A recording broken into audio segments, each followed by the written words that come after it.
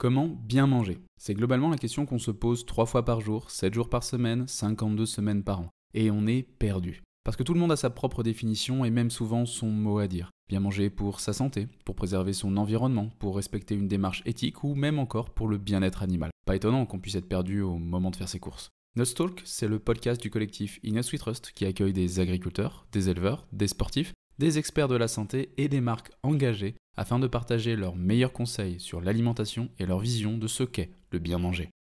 Moi, c'est Mehdi. Chaque semaine, j'accueille mes invités pour vous proposer des discussions brutes et incisives autour des manières de produire, transformer, soigner ou consommer, nous permettant de vivre pleinement chaque instant. Et ce, le plus longtemps possible. Bonne écoute!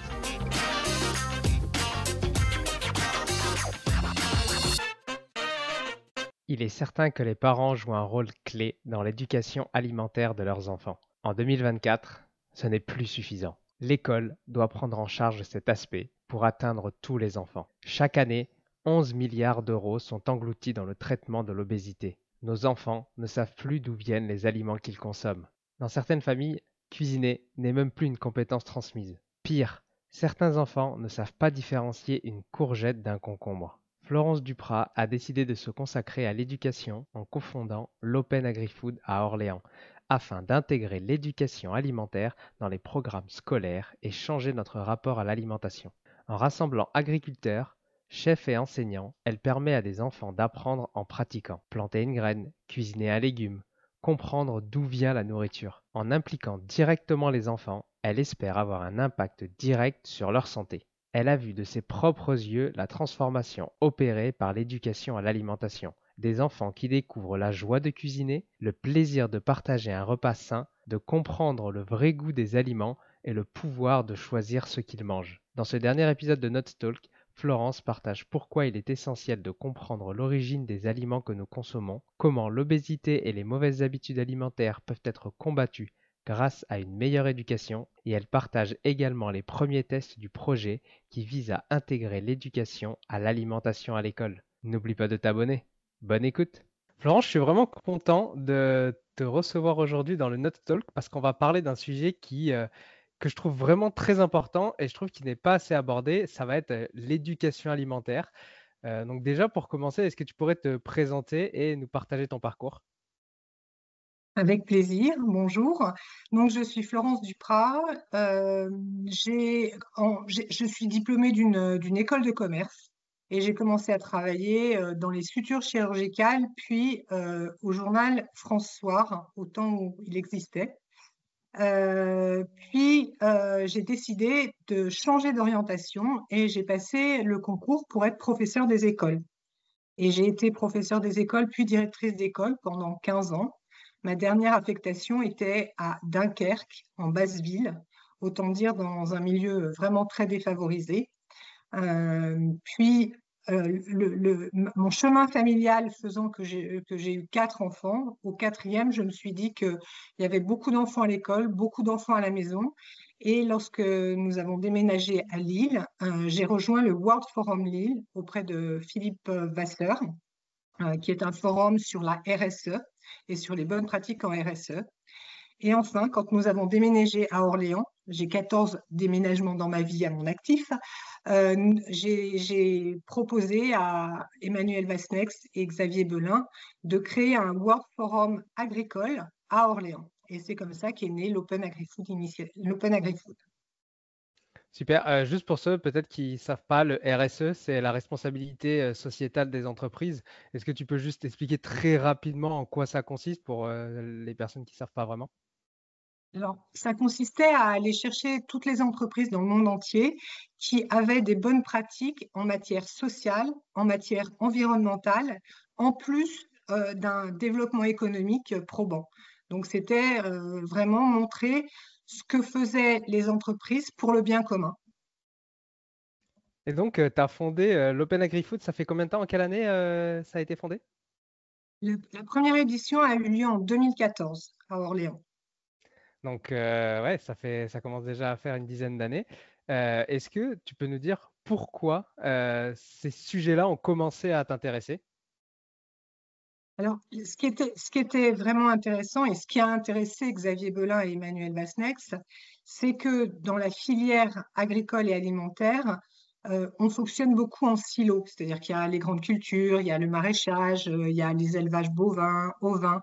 Et en 2014, depuis, ça s'est quand même bien développé, il y avait assez peu d'échanges de manière transversale.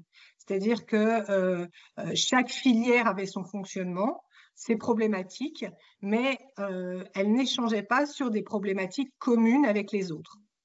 Et le fait de créer un forum où on rassemble à la fois les semenciers, les agriculteurs, les transformateurs, les distributeurs, les citoyens, toutes les parties prenantes de la filière, eh bien, ça a permis de dialoguer et d'échanger sur des sujets, sur les sujets de demain de notre filière. Si tu es perdu et ne sais pas quel produit nutritionnel pour sportif choisir, utilise le ScanNuts. C'est un outil gratuit qui analyse et compare plus de 800 produits. Le ScanNuts analyse les produits sur 4 catégories qui sont la santé, l'environnement, l'éthique et la nutrition. Alors pour apprendre à mieux consommer en étant conscient de la composition de chaque produit et économiser de l'argent en s'orientant vers des produits réellement utiles et sains, rendez-vous sur eatnutswetrust.fr. Le lien est dans les notes de l'épisode. Et toi, c'est quoi ce qui t'anime là-dedans? Je veux dire, c'est vraiment comment t'es passé de professeur des écoles où tu enseignais diverses matières pour les élèves à vraiment fonder l'Open Agri-Food. Alors, au départ, ce qui m'anime, c'est vraiment une admiration du monde agricole et des agriculteurs. Ce sont des gens qui savent énormément de choses, qui ne le revendiquent pas et qui se confrontent à peut-être la matière la plus difficile à travailler, c'est-à-dire le vivant. Donc, au départ, c'était vraiment permettre aux agriculteurs de dialoguer avec les autres échelons de la filière et d'être mieux compris aussi. Parce qu'on a beaucoup parlé d'agribashing, de difficultés pour les agriculteurs à se faire reconnaître. Et encore aujourd'hui, sur la thématique de l'eau, sur la thématique du bien-être animal, sur la thématique des OGM, etc., il y a beaucoup d'inquiétude et de critique du monde agricole. Or, c'est pas fondé. Enfin, en tout cas, c'est parce qu'il y a surtout un manque d'échange et de compréhension les uns vis-à-vis des autres. Est-ce que toi, déjà, étant plus jeune ou durant le toute ta vie finalement, l'alimentation a été quelque chose d'important ou c'est quelque chose où tu ne faisais pas vraiment attention et il y a eu un déclencheur qui a fait que finalement, maintenant, c'est un sujet qui est vraiment important pour toi? Alors, je ne faisais pas vraiment attention, mais dans ma famille, que ce soit mes parents ou mon mari, euh, on faisait très attention à ce qu'on mangeait. C'est-à-dire qu'on cuisine, on fait attention aux portions, on prend plaisir tous les samedis midi, tous les samedis soirs, tous les dimanches midi à manger en famille ensemble et à partager le repas. Donc, c'est vrai que l'attention à l'alimentation a toujours été forte dans ma famille. Ce qui peut-être a en tout cas été un fort moteur, c'est de voir que j'ai beaucoup nourri mes enfants à base de légumes. Dès qu'ils n'ont jamais mangé quasiment de petits pots, sauf si on était en balade, parce qu'on s'interdit rien en termes d'alimentation, mais ils ont surtout mangé des légumes que je leur faisais cuire et que je mixais ensuite, etc. Et c'est vrai que je touche du bois, ils ont rarement été malades et ils font tous plus d'un mètre 80 en fait, en gros, filles comme garçons. Donc je me dis que l'alimentation a un rôle important dans le développement de la santé et le développement de l'individu. C'est intéressant ce que tu as dit que comme quoi vous vous interdisiez rien du tout et du coup, pour toi, c'est quoi bien manger? Qu'est-ce que ce serait ta définition propre à toi? Alors, bien manger, c'est faire attention à ce qu'on mange, c'est faire attention aux portions, c'est-à-dire c'est ni trop peu, ni trop. Faut pas, c'est vraiment manger à sa faim. Et bien manger, c'est manger ensemble. C'est pas manger avec un téléphone ouvert, même au petit déjeuner. Je supporte pas. Et ça, j'ai fait la guerre à mes enfants tout le temps. Quand on mange, on mange en conscience. On fait pas autre chose pendant ce temps-là. Et si on fait autre chose, c'est juste on partage avec les autres. Mais voilà, pour moi, c'est ça bien manger. Et pour toi, la convivialité a vraiment une part importante dans l'alimentation finalement. Oui, oui. Et le fait de préparer aussi à manger pour les autres, c'est un don et c'est quelque chose de... C'est vraiment, je pense que les gens qui cuisinent pour les autres sont des gens généreux et qui ont envie de donner quelque chose dans la vie. Ouais, de partager vraiment même pas forcément le goût de l'alimentation et de la préparation, mais plus ce partage, comme tu as dit, en Oui, famille, avec des amis. Et c'est ce plaisir-là, en fait, finalement, qui est important, quoi. Et pas juste qu'est-ce qu'on met dans l'assiette. exactement. Exactement. C'est aussi important que ce qu'on met dans l'assiette quasiment. Et donc, c'est quoi la mission principale de l'Open Agri-Food? Alors, elle a deux missions. La première, c'est celle que j'ai évoquée tout à l'heure, c'est de faire se rencontrer, dialoguer et échanger les acteurs de la filière alimentaire, du semencier jusqu'au citoyen. Et en fait, petit à petit, une deuxième mission s'est imposée, c'est de développer l'éducation à l'alimentation partout et pour tous. Alors, le meilleur moyen pour que ce soit partout et pour tous, c'est évidemment que ce soit inscrit dans les programmes scolaires et que ce soit à l'école. Et du coup, là, effectivement, tous les enfants et tous les citoyens auront une éducation à l'alimentation. Mais ça n'empêche qu'on peut aussi rêver à une éducation à l'alimentation dans les tiers-lieux, dans les supermarchés, dans certaines entreprises de transformation, dans tous les lieux finalement où il y a de l'alimentation et où on peut expliquer aux gens comment sont faits les aliments et comment il faut les cuisiner.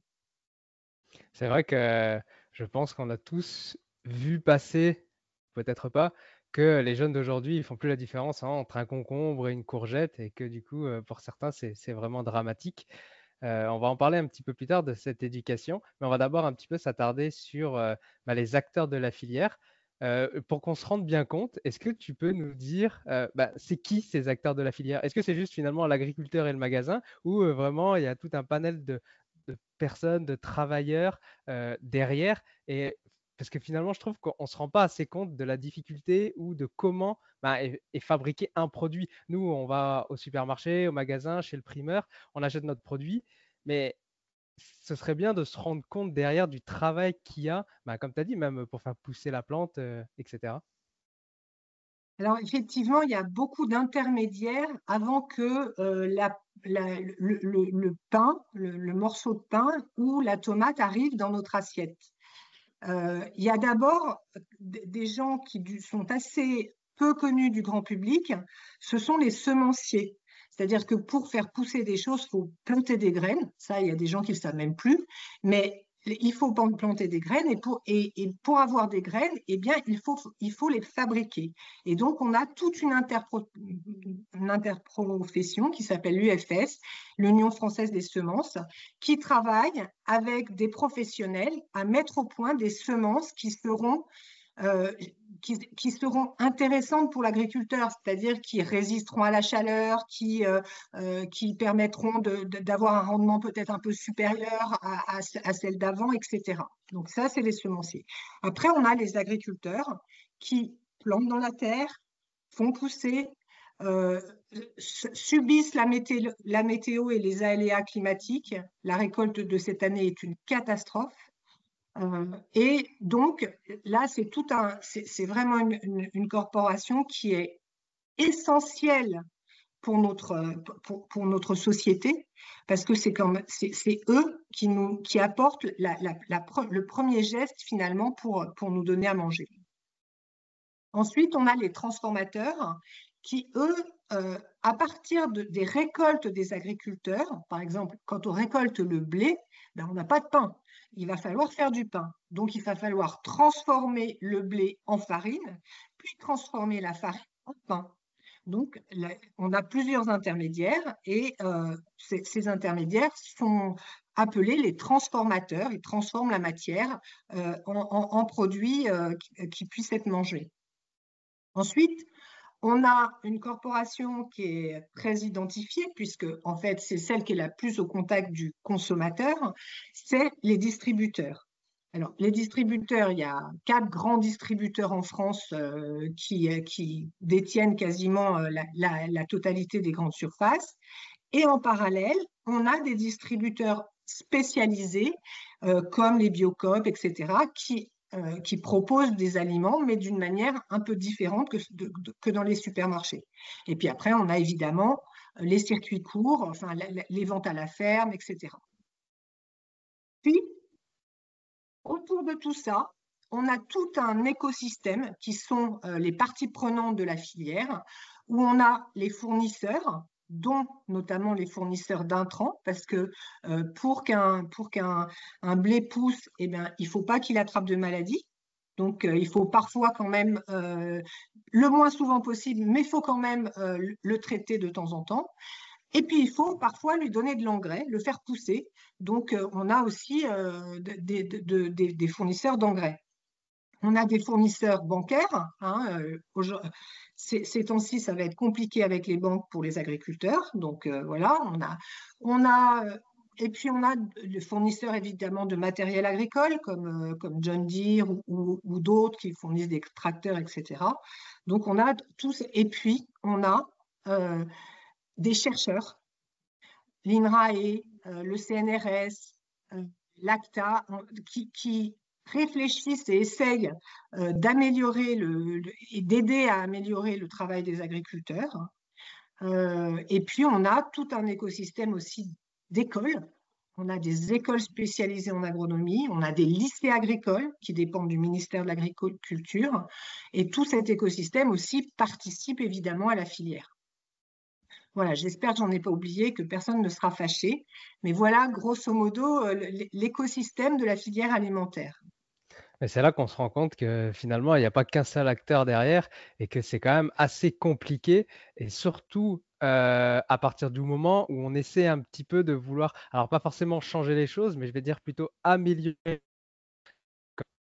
Par exemple, si on veut passer en agriculture biologique ou en agroforesterie, finalement, on se rend compte que ce n'est pas juste l'agriculteur qui doit faire un effort, c'est vraiment toute la chaîne qui doit s'adapter, que ce soit en termes de prix, en termes de changement climatique, etc. Est-ce que vous, dans votre travail avec toutes ces personnes-là, il y a des vraies difficultés là-dessus?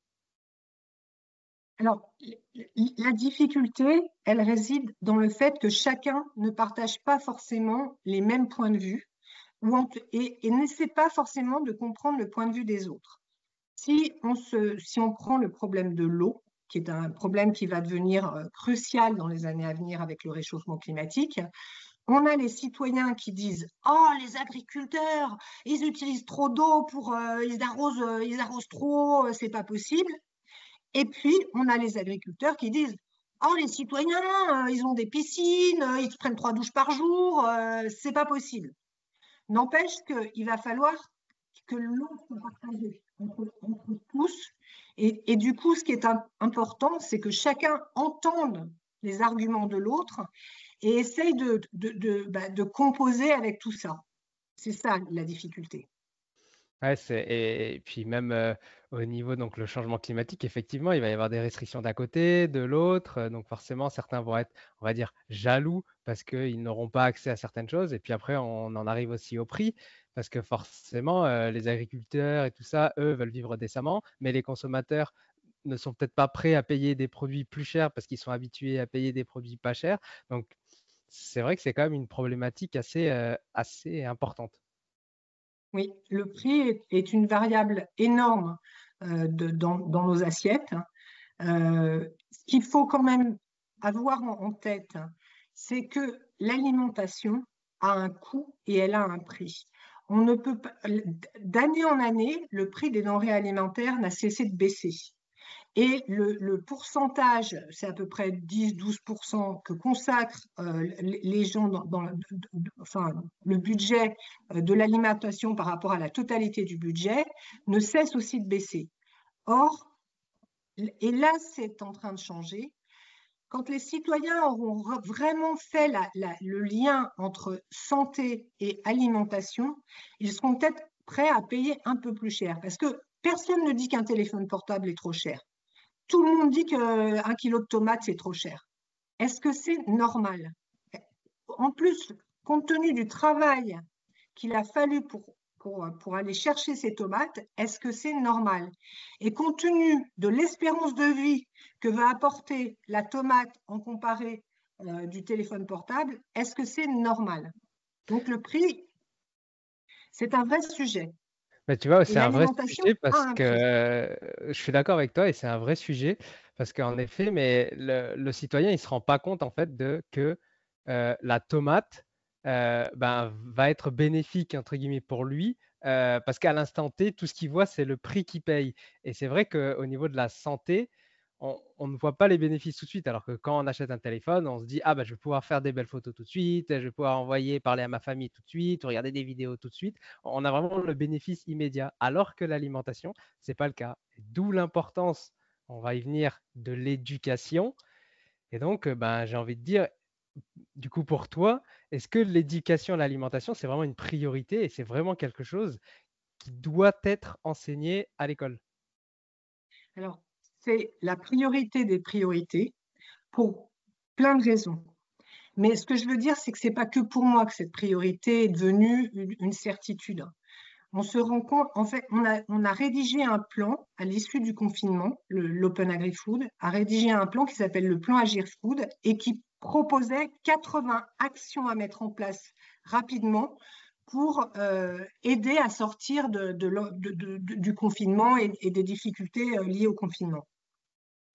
Et parmi ces actes, et après, on a demandé aux acteurs économiques de voter pour l'action qui leur paraissait la plus importante. Et quasiment à l'unanimité, c'est-à-dire qu'il y a eu à peu près 400 acteurs économiques, dirigeants des filières, qui ont voté pour faire inscrire l'éducation à l'alimentation dans les programmes scolaires. Donc oui, c'est important à mon point de vue, mais c'est aussi important, tous les acteurs économiques de la filière en sont convaincus. Tous les grands dirigeants, on a Christiane Lambert, on a Stéphane Layani, on a Jean-Jacques Bolzan, on a Marc Fesneau qui nous suit à 200%, tous, ils reconnaissent l'importance de cette éducation à l'alimentation. Alors pourquoi? Parce que, on observe une déconnexion du vivant qui est incroyable. C'est-à-dire qu'aujourd'hui, les enfants pensent que le blé pousse dans les arbres. Ils pensent que pour faire du lait, c'est une machine. Ils ne savent même pas qu'il y a une vache et un petit veau quasiment. Et cette Ah, c'est même pire, déconnexion pire que ça, je te coupe juste vite fait. Par rapport aux vaches, il y en a beaucoup qui savent même pas qu'il faut que la vache mette bas, enfin soit enceinte, ait un bébé pour avoir du lait. Et là, en fait, on commence à comprendre la problématique de la chose qui fait que la vache, il faut que constamment elle mette bas pour avoir du lait, ce qui fait qu'on est vraiment un peu dans un engrenage, entre guillemets. Mais ça, effectivement, le consommateur, il ne le sait pas, en fait. Il va juste acheter sa briquette de lait et le reste, on ne s'en inquiète pas. Exactement. Et pour ça, les exemples pourraient être multipliés quasiment à l'infini. Mais donc, en fait, cette déconnexion du vivant, elle est grave parce que finalement, ce qui nous fait bien dans notre vie, ce qui nous rattache à notre planète, à la Terre, c'est justement de comprendre comment ça fonctionne, comment ça pousse, le temps qu'il faut, etc. Et comme les enfants n'ont plus ça, c'est un vrai problème. Avant, de l'âge même quand j'étais petite, mais plutôt la génération d'avant, tout le monde avait au moins un pied dans une ferme, c'est-à-dire avait un oncle, un grand-père, un voisin qui était fermier, et tout le monde avait encore une petite idée de ce que c'était que la culture, comment ça poussait, etc. Aujourd'hui, c'est 2 enfants sur 10 qui ont déjà mis les pieds dans une ferme. Autant dire, les petits de la banlieue du 91 et du 93, Ils savent même pas ce que c'est qu'une ferme, en gros. Et ça, c'est grave au niveau philosophique, au niveau, on peut pas laisser comme ça.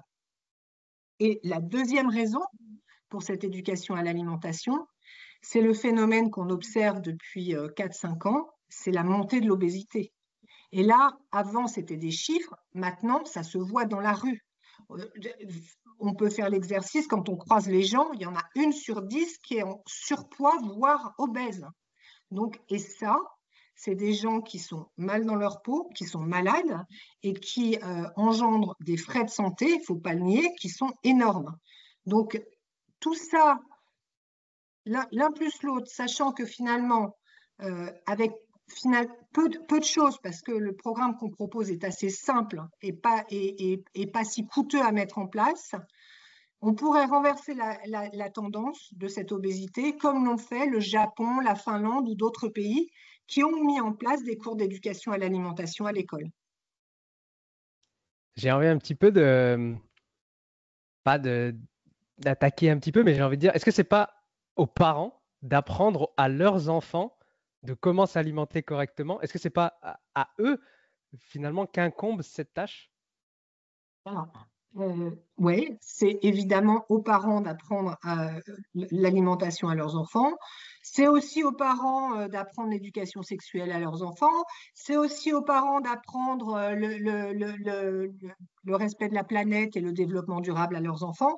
C'est sûr, c'est d'abord aux parents d'apprendre aux enfants les basiques de leur conduite en tant qu'être humain et citoyen. Seulement, il y a de plus en plus de familles décomposées qui n'ont plus le temps de faire d'apprendre ce genre de choses. Il y a des parents qui eux-mêmes sont de la génération du je ne connais pas l'alimentation et je ne cuisine pas, donc ils sont bien incapables d'apprendre à cuisiner à leurs enfants vu qu'eux-mêmes ne savent pas cuisiner. Il faut savoir qu'aux États-Unis, maintenant, les appartements se vendent sans cuisine. Donc, bon. Donc, effectivement, le milieu familial est très important. Et dans le programme qu'on a mis en place, on essaye au maximum d'impliquer les parents.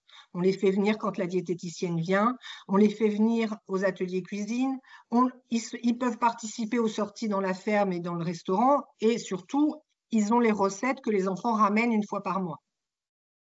Mais si on se dit c'est les parents, ça ne suffira pas, ça ne marchera pas. Il faut que l'école s'empare de ce sujet. Et est-ce que l'alimentation ne s'apprend que par la théorie? Est-ce qu'il suffit finalement d'ouvrir un livre ou d'avoir une formation pour savoir finalement qu'est-ce qu'on mange ou comment manger correctement? Alors, nous, on est vraiment à l'inverse de cette idée, c'est-à-dire qu'on pense qu'au contraire, l'alimentation, il y a 0 théorie et c'est 100% de la pratique. Ça commence par planter une graine dans la terre, déjà préparer la terre, planter la graine dans la terre, aller l'arroser, voir comment ça pousse, voir que s'il fait froid, s'il y a trop de soleil, ça ne pousse pas, etc. Comprendre comment et la lenteur avec laquelle ça pousse, c'est pas un zapping sur le téléphone. Donc ça, c'est vraiment de la pratique. L'autre chose, c'est parler avec un agriculteur, comprendre ce qu'il fait dans sa ferme, comprendre ce que c'est que l'agriculture. Et puis, c'est cuisiner, c'est vraiment mettre les mains dans la pâte et faire une tarte, c'est faire un potage, etc. Donc, c'est que de l'expérientiel, le programme. Pas du tout. En fait, à la fin, au lycée, on se dit qu'on peut donner quelques notions sur les lipides, les protéines, mais très peu, parce qu'en fait, ça n'intéresse personne et ça ne fait pas changer les comportements alimentaires. Non, ce qui fait changer les comportements alimentaires, je pense, c'est vraiment plus le plaisir qu'on va prendre à cuisiner, à faire, à partager, comme tu le disais au début de l'épisode. Oui, tout à fait. Et là-dessus, le programme pilote qu'on a fait l'année dernière à Orléans, on a fait un petit cocktail de fin d'année où les enfants avaient préparé le cocktail pour leurs parents pour leur montrer comment ils savaient bien cuisiner. Et ce qui ressortait, mais vraiment de manière très forte, c'est le plaisir des enfants, leur joie, et puis la joie qu'ils ont eue à cuisiner. Ils ont dit merci au chef, ils étaient contents comme tout d'avoir fait ce programme, parce que, eh ben oui, ils ont eu du plaisir. Et finalement, les enfants, euh, j'ai envie de dire, ils copient entre guillemets bêtement ce que font leurs parents. Donc, si leurs parents prennent du plaisir à faire à manger, eh ben, l'enfant, il va avoir envie de faire. Parce que de ce que moi, je peux voir avec ma sœur, par exemple, qui a plusieurs enfants, ben, quand elle fait à manger, comme maman. Euh, donc, ça montre que quand finalement les parents font les choses à peu près correctement ou prennent plaisir à faire, eh ben, les enfants suivent. Tout à fait. Ça, c'est clair. Le seul souci, entre guillemets, c'est que il y a peu de parents, et d'ailleurs, on va le valider, mais on pressent que, surtout en zone défavorisée, qui prennent plaisir à faire à manger. Donc, du coup, si on veut que tous les enfants aient des notions d'éducation à l'alimentation, il faut vraiment passer par l'école.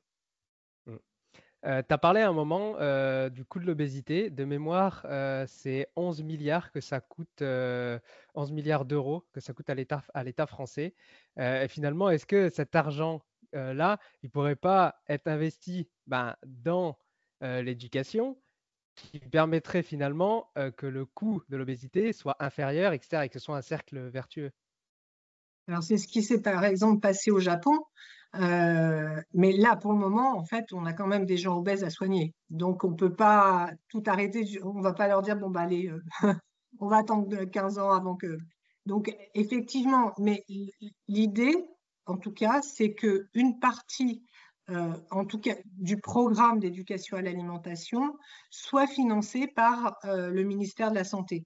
Alors, ça ne sera peut-être pas demain, étant donné ce qu'on entend sur notre déficit budgétaire, sur les difficultés financières de l'État, mais en tout cas, ça ne peut pas être autrement. C'est-à-dire que tout ce travail d'éducation, c'est vraiment pour la santé, et donc c'est la santé qui doit s'y intéresser aussi. Et donc, on en vient un petit peu à ce fameux programme que tu as déjà un peu cité plusieurs fois. Alors, est-ce que tu peux nous dire déjà, donc il me semble que vous avez fait ça l'an dernier, en quoi ça consistait, le programme que vous avez lancé?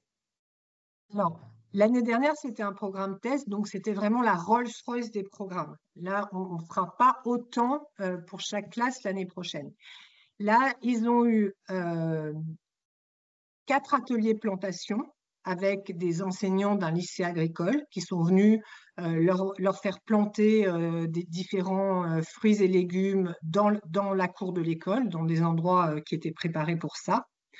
Ils ont eu 7 échanges avec une agricultrice qui leur a parlé de sa ferme, de ce qu'elle cultivait, de l'engrais, des légumineuses. Enfin, elle leur a parlé de tas de choses très techniques qu'ils ont totalement retenues et qu'ils ont vraiment, ils buvaient ses paroles.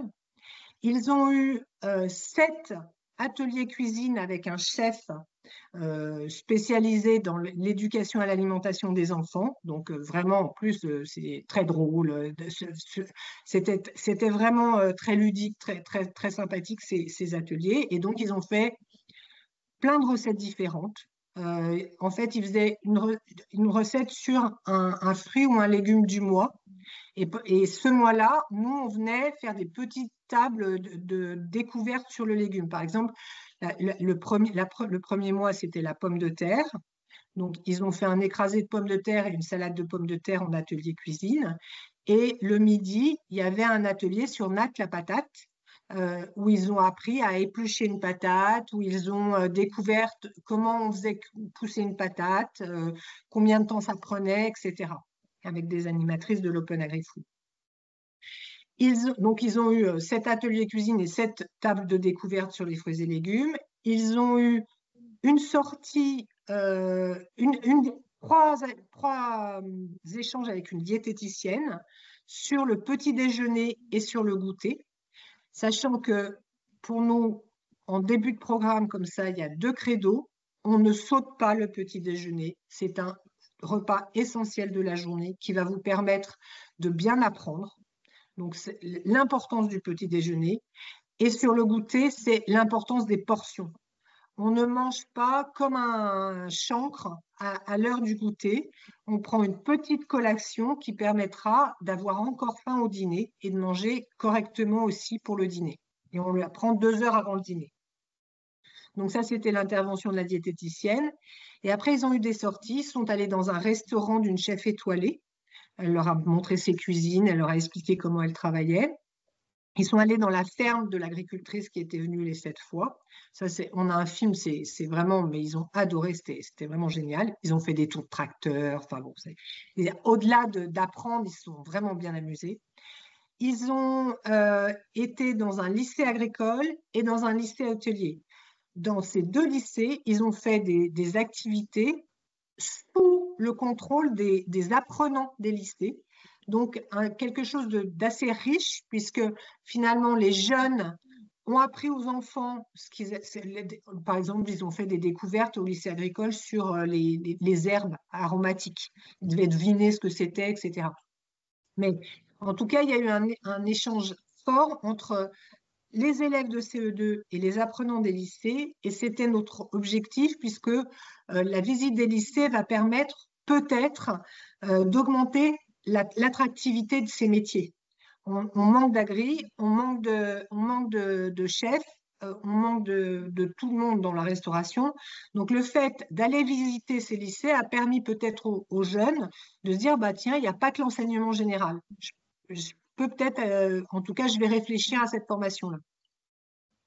Donc voilà, l'ensemble des ateliers qui ont été conduits, ça a fait à peu près une 50aine d'ateliers sur toute l'année. Le côté positif, c'est que l'enseignant n'a pas dit que c'était trop, n'a pas dit que ça obérait son programme et qu'il n'arrivait pas à faire le reste à côté. Au contraire, il s'est servi de ces ateliers pour faire des mathématiques, du français, en plus, à côté, sur l'alimentation. Et il a tellement aimé qu'il recommence l'année prochaine. Donc, c'est dire que ça devait quand même être positif. Et c'est vrai, c'est vachement. Tu vois, j'avais pas pensé à ce côté-là. Effectivement, les autres matières peuvent également se servir de ça pour leur matière. Donc, comme tu as dit, les mathématiques, bah, finalement, plutôt que de compter avec des chiffres, bah, effectivement, on peut utiliser les fruits, les légumes, les oléagineux, etc., pour créer finalement une autre thématique, mais en restant dans leur matière principale. Notamment en maths, c'est surtout avec les recettes. Les tables de 3, en fait, ils l'ont pas mal utilisé dans les recettes. L'histoire, la géo, c'est quand même intéressant de voir que ces fruits et ces légumes proviennent dans l'histoire du monde entier. Donc, il y a plein de choses à faire avec l'alimentation, pour autant qu'on a envie de s'en saisir et de se passionner sur le sujet. Je suis entièrement d'accord. Il y a un point où là, moi, tu n'en as pas parlé, je ne sais pas si vous l'avez prévu ou si vous allez le prévoir, qui est la transformation des aliments. Parce qu'effectivement, donc c'est bien de savoir faire, etc. Mais aujourd'hui, on se rend compte que la transformation ou l'ultra-transformation a quand même un impact important sur ce qu'on mange et du coup sur l'obésité, comme on parlait tout à l'heure. Est-ce que ça, c'est quelque chose que vous avez prévu? Alors, déjà, ce qui est prévu, c'est quand ils ont les tables de découverte sur les aliments, par exemple sur la pomme de terre, euh, ils voient la purée mousseline, la frite, la chips. Parce que certains enfants ne savent pas que les chips, c'est fait à part de pommes de terre. Donc, ils ont déjà une première notion de la transformation. Nous, la lutte contre les produits ultra transformés, elle passe par les ateliers cuisine. Et je dirais même quasiment rien que par les ateliers cuisine. Parce que s'ils apprennent à se faire une bonne purée de pommes de terre, un écrasé de pommes de terre, tout le monde a un goût, hein, et ils verront vite que le goût de la mousseline à côté de l'écrasé de pommes de terre, ça n'a juste rien à voir. Donc en fait, pour lutter contre l'ultra-transformation, il faut apprendre aux gens à se faire à manger. C'est vraiment le b.a.-ba. Après, ce que je n'ai pas dit, c'est qu'au niveau des collèges et des lycées, on organise des conférences parce qu'ils n'ont pas les tables de découverte, ils font pas. Mais par contre, ils ont des conférences sur l'ultra-transformation, sur les circuits courts, etc. Donc, ils sont sensibilisés au fait que c'est pas bon pour la santé. Mais à cet âge-là, alors j'ai pas fait les conférences, mais est-ce que les conférences à cet âge-là, c'est pas un peu trop, euh, je vais me permettre l'expression, un peu chiant entre guillemets pour eux, et du coup ils retiennent pas grand-chose? Est-ce qu'eux aussi devraient pas plutôt s'amuser en apprenant pour pouvoir mieux retenir? Alors, effectivement, mais bon, les conférences qu'on organise, en général, c'est justement des acteurs de la filière qui viennent parler de leur métier. Donc, en général, ça leur parle. Et n'importe comment, c'est clair, il n'y a rien de mieux que la pratique, c'est-à-dire le jeu, la pratique pour apprendre. Faut pas que ça soit doctoral parce que sinon, ça n'intéresse personne. Mais vraiment, sur l'ultra-transformation, euh, il n'y a rien de mieux que de leur apprendre le bon goût des produits bruts.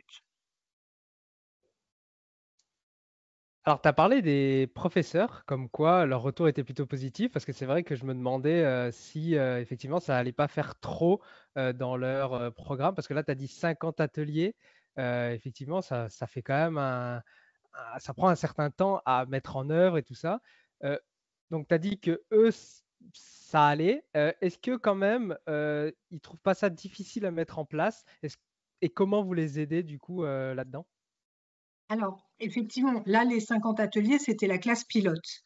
Le recteur de l'Académie d'Orléans-Tours nous a demandé de faire cette expérience de la grande section jusqu'à la terminale cette année. Donc, on a 20 classes différentes qui vont faire le programme et elles vont pas faire le même programme. C'est-à-dire qu'en grande section, ils vont faire dans l'année seulement 3 sorties cueillettes et 3 ateliers cuisine et 3 tables de découverte et un échange avec une diététicienne.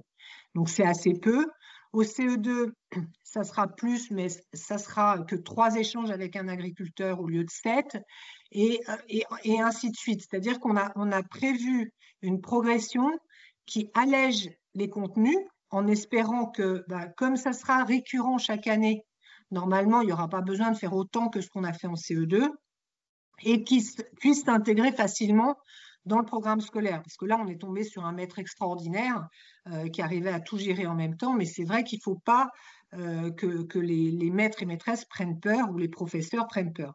Ceci dit, quand on a fait l'appel à candidature pour le projet, on a récolté plus de vin. On a dit non à pas mal de collèges, lycées ou écoles. Donc, on a beaucoup, beaucoup d'enseignants qui ont envie de se lancer dans un programme comme celui-ci. Donc, c'est plutôt positif.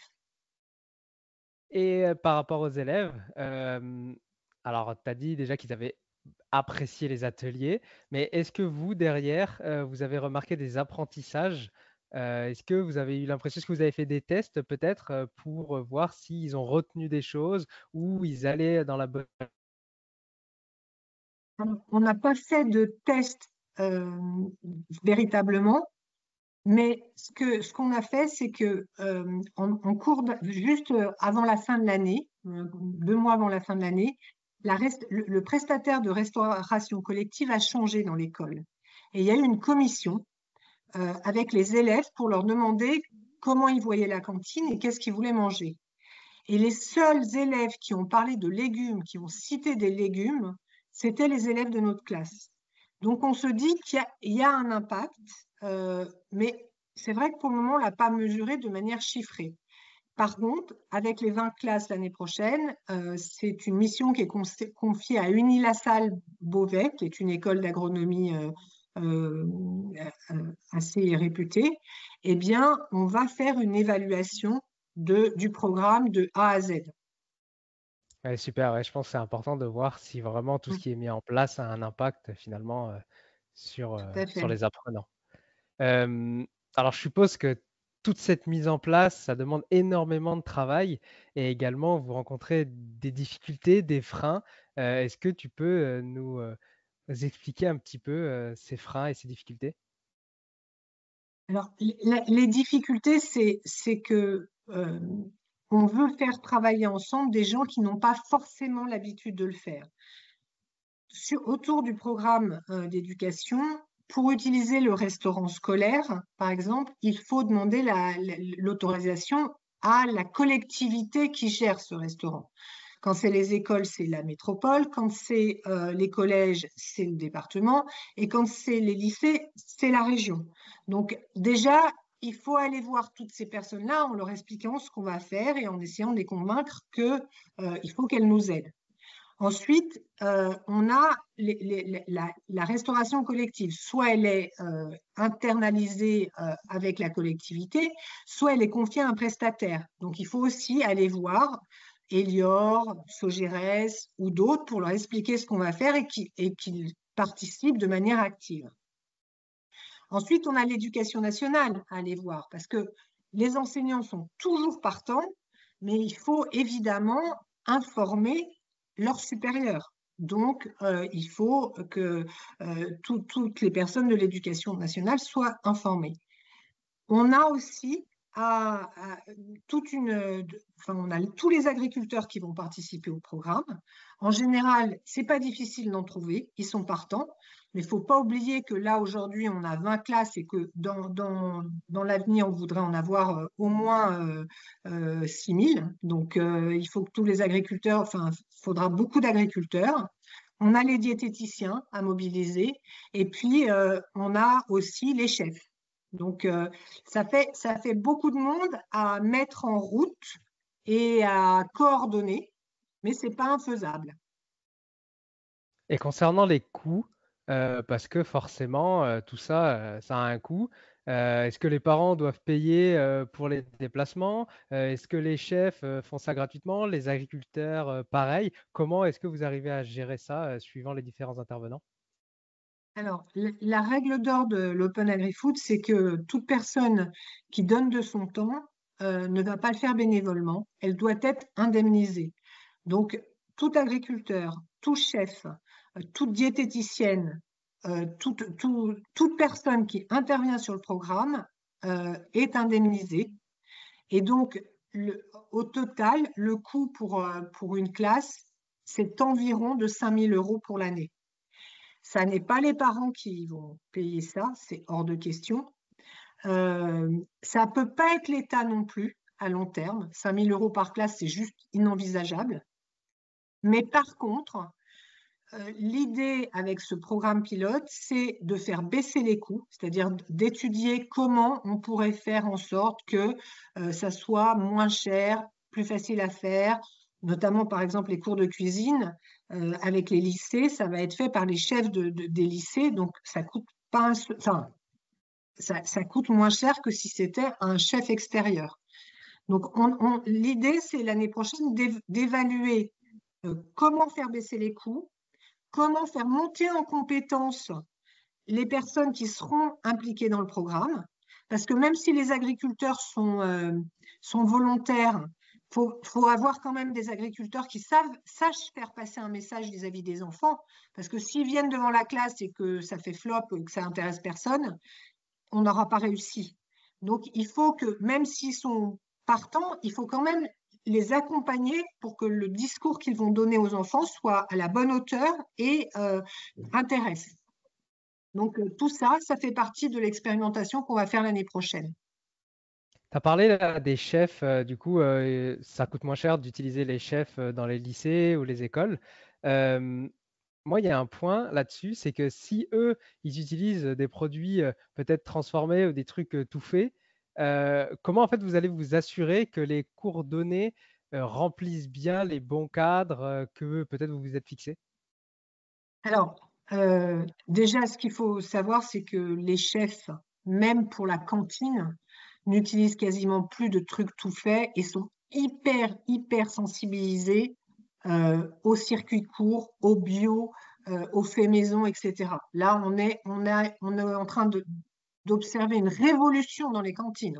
Vraiment, les cantines, après, ça peut toujours être moins bon qu'à la maison parce que c'est fait pour 800 ou 1000 gamins d'un seul coup, qu'à la maison, on cuisine pour 2 ou 3. Mais en tout cas, sur l'utilisation des produits, l'approvisionnement, etc., déjà, il y a assez peu de risques.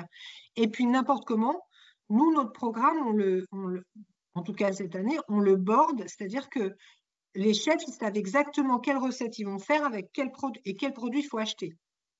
Donc, il y a assez peu de risques. Et n'importe comment, pour faire cuisiner, il faut forcément cuisiner avec des produits bruts.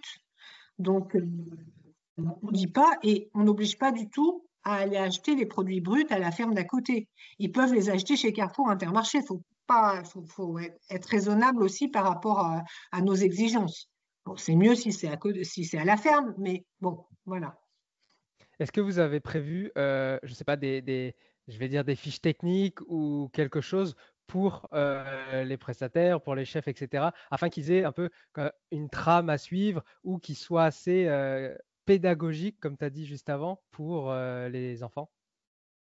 Oui, c'est prévu. Il y a des déroulés de séances. Et puis, il y a des webinaires qui vont être organisés avec notre chef, qui est très, très pédagogique, qui va expliquer, parce que lui, il démarre jamais une séance sans parler de l'hygiène, sans parler de la sécurité, comment on tient un couteau, comment on utilise une casserole, etc. Et puis, il a quelques petites astuces pour éveiller l'intérêt des enfants. Donc, lui, il va faire un webinaire avec tous les chefs qui vont participer au projet. Et effectivement, oui, on a déjà tout écrit. Et après, évidemment, liberté à chacun. C'est-à-dire on propose des canevas, on propose des outils pédagogiques, mais si quelqu'un veut pas les utiliser, l'essentiel, c'est qu'il fasse de l'éducation à l'alimentation. Sur ce programme pilote, finalement, qu'est-ce que vous retenez de positif, mais également de négatif? Peut-être que vous avez eu, comme dans tout projet, des échecs et des améliorations. Est-ce que tu peux nous dire les résultats? Alors, ce que je retiens de positif, c'est l'engagement de chacun. C'est-à-dire qu'on a vraiment eu un des engagements les plus forts, c'est évidemment celui du maître de la classe, mais l'agricultrice qui est revenue 7 fois de suite et tout, qui préparait ses PowerPoint, qui ramenait ses épis de maïs, ses épis de blé et tout, c'était quand même assez impressionnant. La diététicienne, pareil. Enfin bon, il y avait vraiment un engagement fort de tous dans le projet. Ce que je retiens de très positif aussi, c'est le plaisir des enfants. Ça, c'est indéniable. Ils étaient tous contents tout le temps. Et ce qui est intéressant avec l'éducation à l'alimentation, c'est que des enfants qui sont plutôt en échec scolaire se révèlent dans ce genre d'atelier très pratique parce que ça n'a rien à voir avec l'école finalement. Donc ça, c'est quelque chose d'intéressant aussi pour donner sa chance à chacun.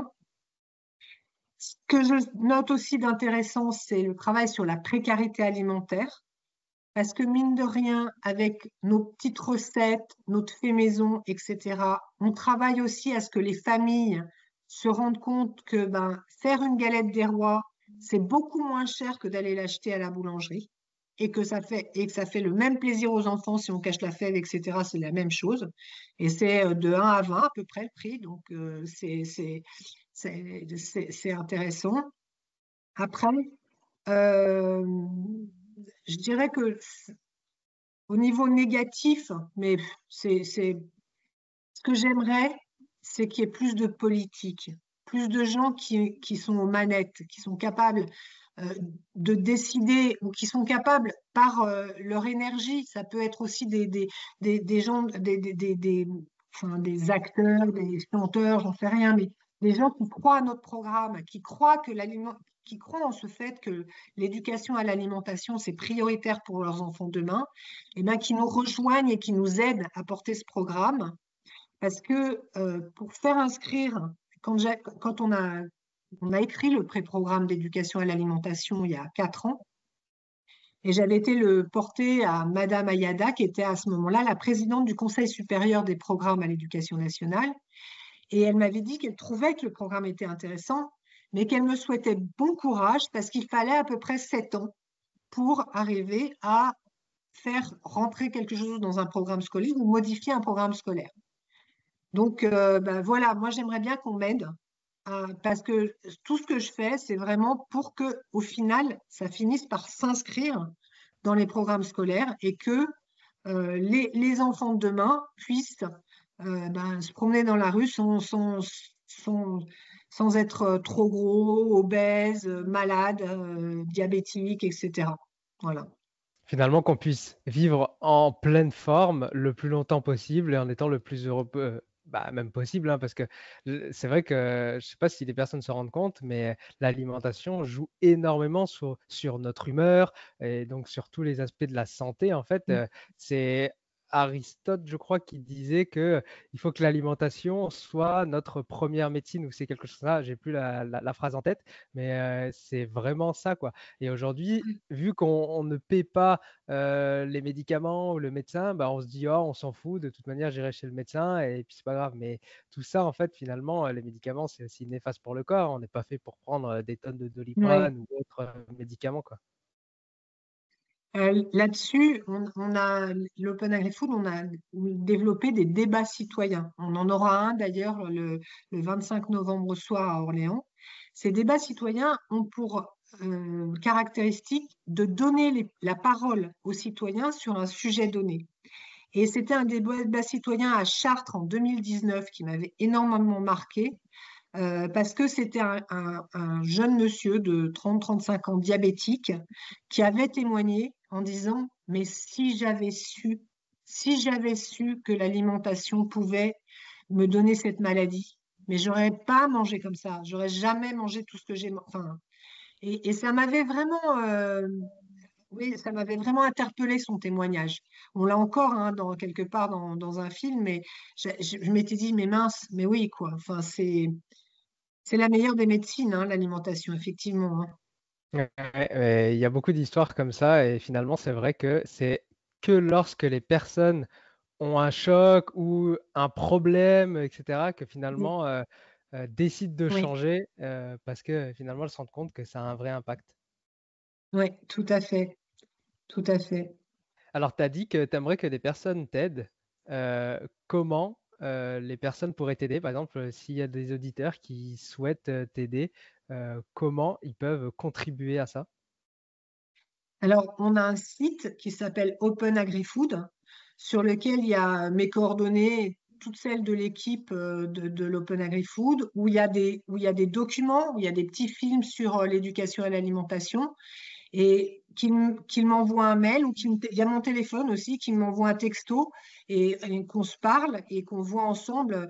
L'idée, c'est de porter le projet. On est en train de créer aussi un collectif qui s'appelle l'École de l'alimentation, qui a pour objectif de réunir tous ceux qui veulent faire de l'éducation à l'alimentation une priorité. Son lancement aura lieu le 10 septembre à 18h30 au School Lab à côté de la gare Saint-Lazare. Tout le monde peut venir. Et l'idée, c'est de se réunir tous pour mutualiser ce qu'on fait et essayer de faire du lobbying, entre guillemets, un peu vis-à-vis des pouvoirs publics, mais ensemble. Plus on est ensemble, plus on arrive à faire des choses.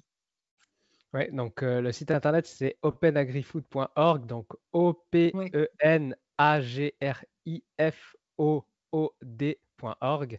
Je mettrai le lien dans les notes de l'épisode pour les personnes qui sont intéressées. Euh, Tu as dit qu'il fallait prendre le temps de faire à manger, de se faire plaisir, mais aujourd'hui, on sent que une très grosse majorité de la population n'ont pas le temps, ne prennent pas le temps.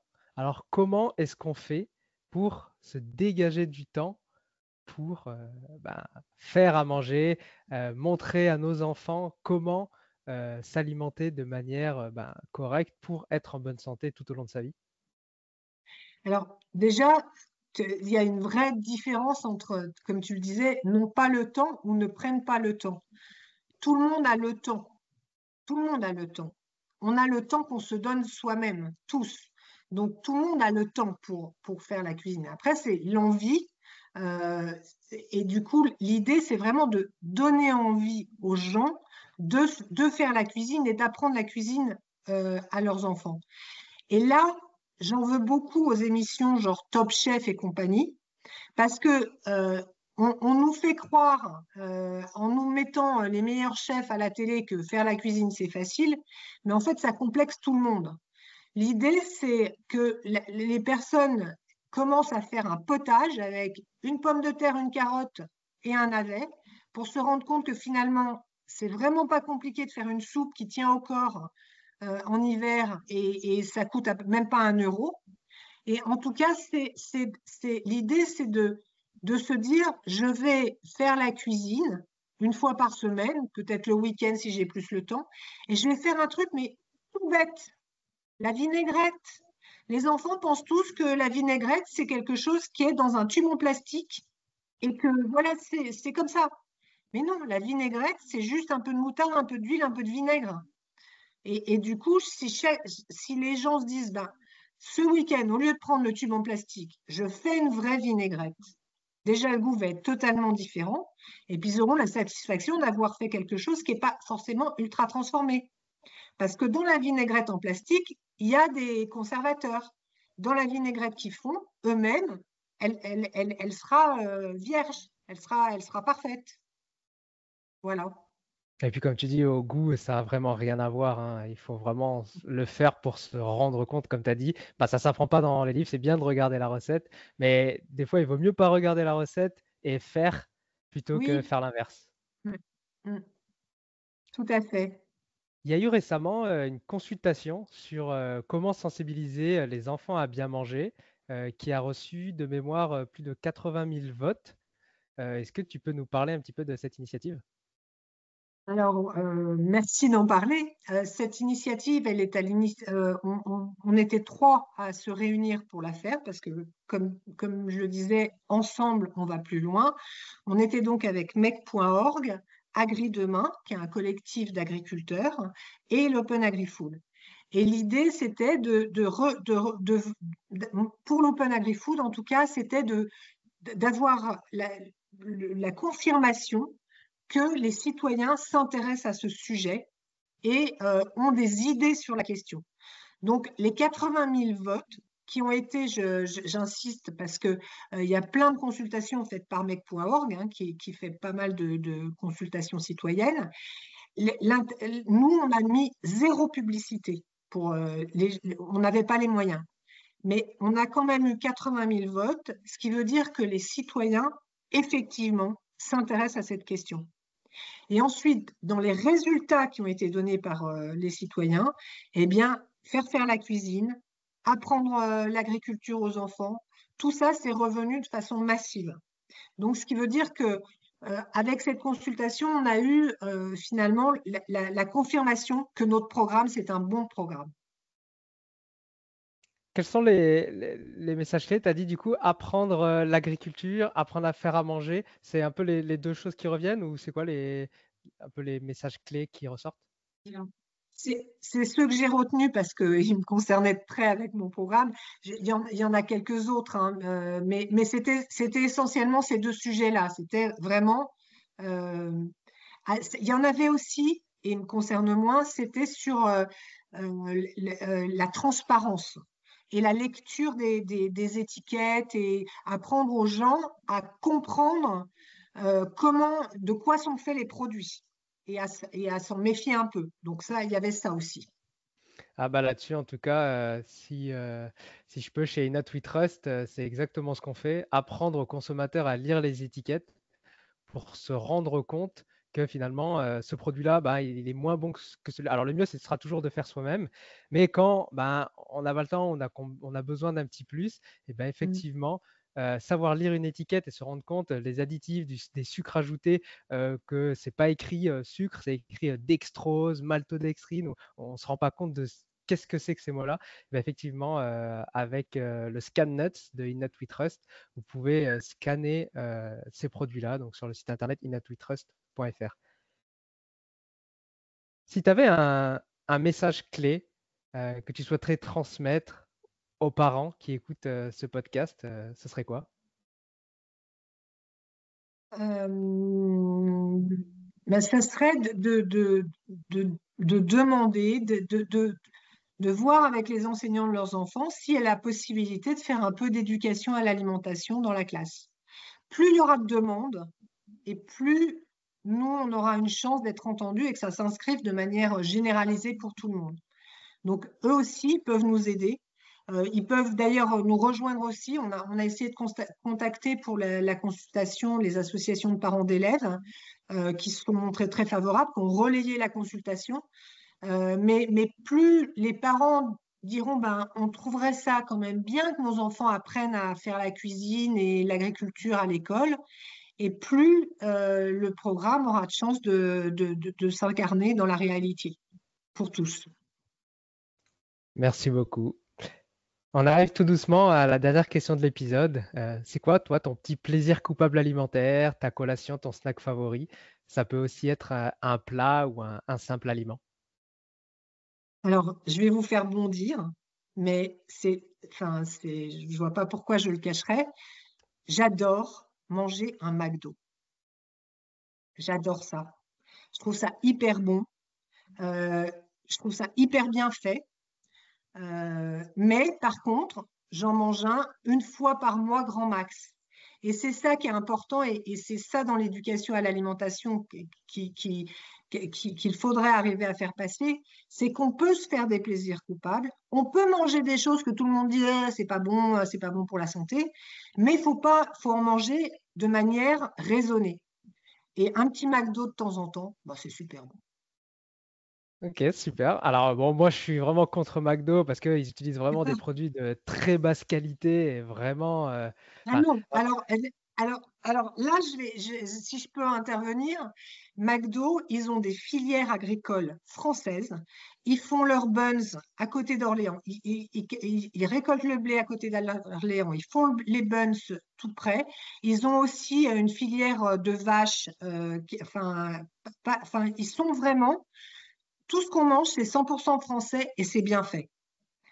Après, et j'ai aucune, ils sont pas partenaires, enfin, j'ai aucun non, mais intérêt ce chez que je veux McDo, dire, hein, c'est que mais la matière première est sans doute de qualité ou bien, mais le processus de fabrication fait que forcément, eux, ils ont des coûts très bas à tenir qui font que ben, l'alimentation à la fin, le burger en lui-même n'est pas. Alors, il est peut-être bon au goût parce que forcément, il y a le gras, tout ça. Mais ben, alors, j'ai pas la liste des ingrédients, mais il y a sûrement des additifs qui sont rajoutés pour la conservation, etc. Je suis pas non. contre le burger. Je préfère aller dans un bon restaurant qui a choisi une bonne viande proche, etc., plutôt que d'aller vers quelque chose de moins bon, de mon point de vue du moins. Bon, en tout cas, là, j'ai pas du tout défendu ma chapelle des produits bruts avec le McDo, mais je suis honnête, moi, j'aime bien, voilà. Bah, tu as parlé de transparence, donc merci beaucoup pour ta transparence. Eh ben, écoute, je te remercie beaucoup pour cet épisode. C'était vraiment très intéressant. Moi, je te Merci à souhaite toi. beaucoup de courage et de continuer là-dessus. En tout cas, moi, je vais suivre ce que tu fais et je te réinviterai certainement bah, l'année prochaine pour voir l'évolution du programme dans les différentes classes et puis ce que vous avez réussi à mettre en place. Donc, merci beaucoup pour ton temps et puis bah, je te souhaite une bonne journée. Merci à toi, merci. Merci d'avoir écouté jusqu'au bout. Si l'épisode t'a plu, laisse-nous une note 5 étoiles et un commentaire sur ton application de podcast préférée. Ça fait toujours chaud au cœur de recevoir vos retours. Et si tu veux améliorer ton alimentation, mais que tu ne sais pas quel aliment ou complément choisir, rends-toi sur notre comparateur en ligne entièrement gratuit sur innutswetrust.fr. Tu trouveras le lien dans les notes de l'épisode. À bientôt. Maintenant, tu le sais.